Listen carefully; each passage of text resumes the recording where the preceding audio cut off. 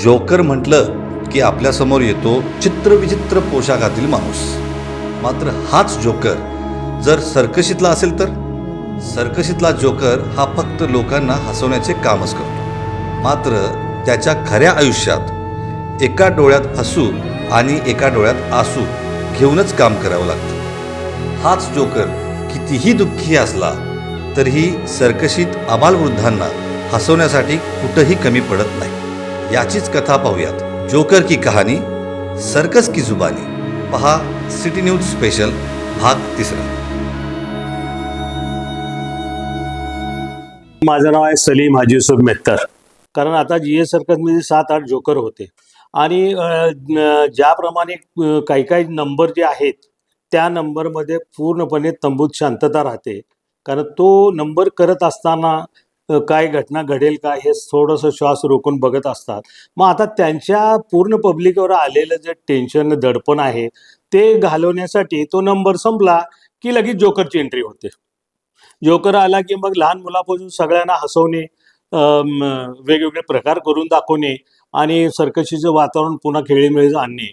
आता सर्कशीची जोकरमधला आणखीन त्याच्याकडे ह्या बाकीच्या लोकांचे जसे नंबर आहेत, सायकल नंबर, झुला नंबर, वाघ, हत्ती, घोडे, तसं त्यांच्याकडे एक नंबर जोकरना दिलेला असतो, ती म्हणजे फारस. हजाम फारस असते, मुर्दा फारस असते, खुर्ची फारस असते, शिट्टी फारस असते. अशा वेगवेगळ्या फारस जे आहेत ते तो एक आयटम त्यांना करायला जोकरना दिलेला असता. असा 5-6 जण मिळून करतात आणि हे जे फारसचे नंबर आहेत हे जोकर त्यांच्या 8-10 जणांच्या टीममध्ये आज कुठली फारस कुठली फारस आजच्या नंबरला घ्यायची किंवा आणि ह्यामध्ये काय वेगळे प्रकार करता येतील का, हे सगळं नियोजन त्यांना करायला लागायचं. म्हणजे जोकरचा पार्ट फार मोठा आहे. त्यांचा तो मेकअप आहे, त्यांची ड्रेसची रचना आहे, हे सगळं त्यांनी मॅनेज करून करतात. आता सायकल नंबर झाल्यानंतर आमच्याकडे एक जोकर होता. डोळ्यावरती 2 त्यांनी अशा टाईपची पाईप लावलेली होती आणि त्या खिशामध्ये त्याच्याकडे पाण्याचा पंप असायचा. त्याला कोणीतरी त्याचं नाव काढलं किंवा ते दुसऱ्या जोकरनी मारलं की तो रडायचा.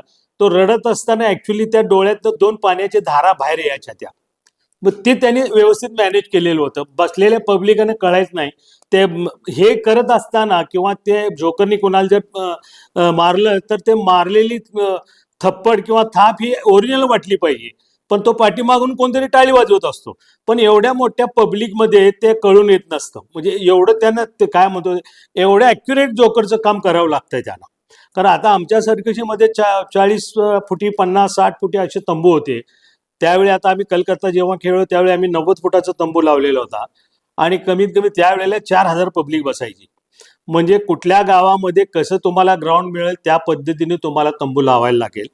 आणि जोकरचे पार्ट नुसतं ड्रेस घालून जोकर होत नाही, त्याला पब्लिकला हसवता आलं पाहिजे. जसे कॉमेडी केल्यानंतर त्याला हसायला यायला पाहिजे, त्या पद्धतीने ह्या जोकर लोकांचा फार मोठा रोल आहे. आणि आमच्याकडे इतके जुने जोकर होते की बाकीच्या म्हणजे मालकांचा संबंध रिलेशन असं झालेलं होतं की सर्कस सोडून जात नव्हते.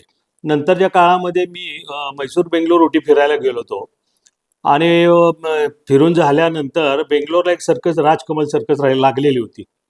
मग घरच्या लोकांना घेऊन गेलो, बाकीच्या लोकांना बाहेर गेटवर थांबलो आणि आत गेलो. मी जीएस सर्कसचं नाव घेतलं, मी मालकांची गाठ घेतली. तर ते ज्या पद्धतीने मॅनेजरशी बोलणं झालं त्यावरनं त्यांनी ओळखले हे कोणतरी सर्कसवाले आहेत. मग ते मॅनेजरनी मालकाची गाठ घालून दिली. जीएस सर्कसचं नाव घेतल्यानंतर अब्बास बाबू, युसूफ बाबूची त्यांनी आठवण काढली आणि राजकमल सर्कसच्या मालकांनी सांगितले की मी तुमच्या जीएस सर्कसमध्ये घोड्याला खरारा करायला होतो. मग ते सगळ्यांना आत बोलवलं, सर्कस बघायला लावले, जेवणार आहे का विचारले. आत्ता सर्कस ह्या काळात नसताना देखील त्यांनी जो रिस्पॉन्स दिला आणि जे आमच्या आजोबांचं आठवण काढली ते म्हणजे फार अगदी फार बरं वाटलं ते. आणि ह्या सर्कस जीवनामध्ये एवढ्या मोठमोठ्या लोकांचे जे संबंध आले, पंतप्रधान असतील, मुख्यमंत्री असतील किंवा ॲक्टर लोक असतील. राज कपूरनाही सर्कसचा फार शौक होता. तर सारसबागेला पुण्याला आमची सर्कस असताना राज कपूर तेव्हा आलेले आहेत. सर्कशीमध्ये आता प्राण्यांचे खेळ बंद झालेले आहेत. प्राण्यांचे खेळ बंद झाल्यामुळं बराचसा फरक ह्या सर्कशीवरती झालेला आहे.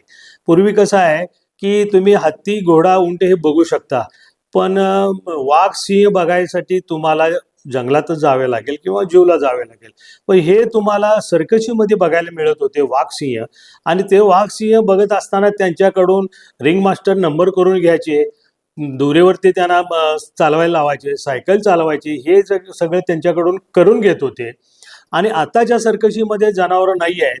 आणि बाकी इतर TV असेल, मोबाईल असेल, इतर बाकीच्या गोष्टीमुळे सर्कसवरती फार मोठा परिणाम झाला आहे. पूर्वी सर्कस कसं आहे, ताबडतोब 3 दिवसात चालू व्हायची. आता बरेचसे नियम असे आहेत, जोपर्यंत पूर्ण सरकारी खात्याची पूर्तता होत नाही, नियमावली त्यांचं जे काय असेल, तोपर्यंत सर्कस तुम्हाला चालू करता येत नाही. आता साधारण सर्कसचं लोडिंग हे 8-8, 10-10 दिवस होत नाही आहे. 8-8, 10-10 दिवसाचा खर्च त्या सर्कस मालकावर पडतोय. आणि जनावरं नसल्यामुळं त्यात तो फार मोठा सर्कशीवरती फरक पडलेला आहे. तसं आपल्या कलाकार जे आहेत, जे ट्रूप होते आमच्या काळी, आता ट्रूप सिस्टीम नाही आहे. आता कंपनीच्या मुली असतात. केरळला किंवा ज्या ज्या ठिकाणी आता ते मुली ते 3 वर्षाच्या कॉन्ट्रॅक्टवरती आणतात आणि ते पूर्ण जबाबदार त्या सर्कस मालकांची असते. त्यांना एकत्र ठेवणे, त्यांच्यावरती बाकी सगळ्या गोष्टीचं लक्ष देणे असा विषय आहे. त्याचं कारण असं होतं, हे धंदा करत असताना कॉम्पिटिशनमध्ये तुमचा एखादा ट्रूप जर चांगले नंबर असतील आणि त्याला कोणी जर बाकी दुसरा सर्कसवाला येऊन जर घेऊन जाणार असेल, तर तो गेला तर आपले 7-8 नंबर गेले. ह्यावर त्या सर्कस मालकांनी बारकाईने लक्ष द्यायला लागायचं. आणि लहान सर्कशी जे आहेत, आता आमच्याकडे 4-4, 5-5, 6-6 तंबू असायचे.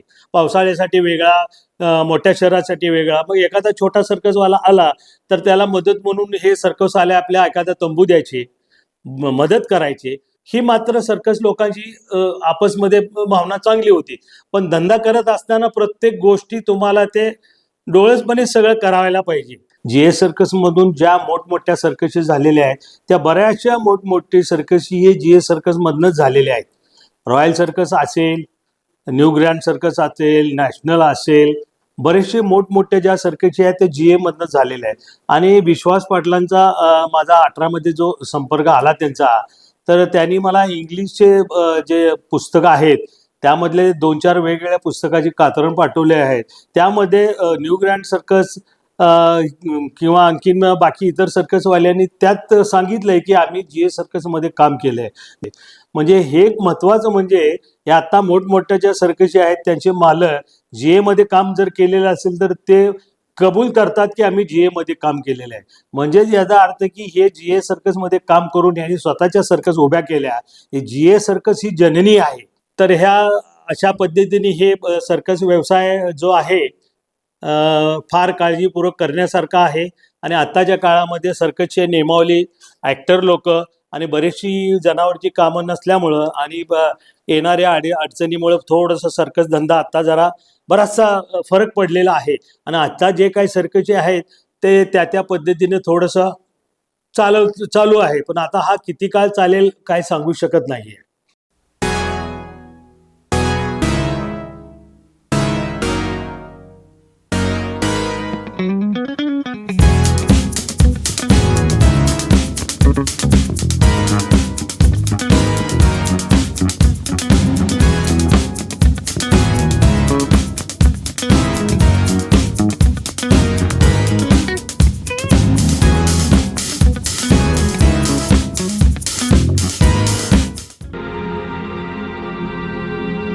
जीना यहाँ मरना यहाँ, उसके सिवा जाना कहाँ।